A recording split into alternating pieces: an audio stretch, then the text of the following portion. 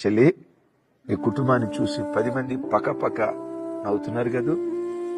నీ పిల్లలను చూసి చాటున గుసగుసలు మాట్లాడుకుంటున్నారు కదూ. అయిపోయిందిరా, వెళ్ళిపోయినా, కూలిపోయారా వాళ్ళు, నాశనం అయిపోయిందిరా వాళ్ళ బ్రతుకు, ఇక వాళ్ళు బాగుపడరు అని నీ కుటుంబాన్ని గూర్చి గుసగుసలు ప్రజలు మాట్లాడుకుంటున్నారా?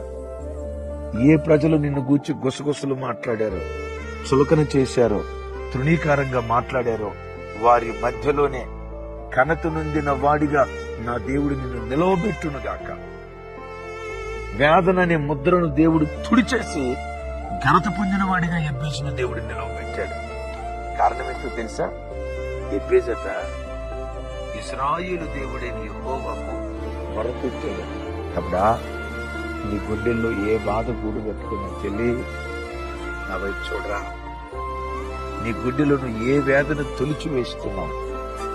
నీ హృదయ బాధను అర్థం చేసుకోగలిగే హృదయనాథుడు మనసున్న మారాజు యేసయ్య పాదాల చెంత మోకరించి మొరపెట్టు, ఏడు, కన్నీళ్లు కార్చు. భక్తిహీనులు వీళ్ళు. మీరు వెళ్లే సంఘంలో ప్రజలు మిమ్మల్ని చిన్నచూపు చూస్తున్నారా? వీళ్ళకి ప్రార్థన లేదురా, వీళ్ళు నామకార్థులరా, వీళ్ళకి దైవాసక్తి లేదురా, వీళ్ళంత వేషధారులరా. సమాజం ముద్రేసిందా? యేసయ్య పాదాలు పట్టుకో.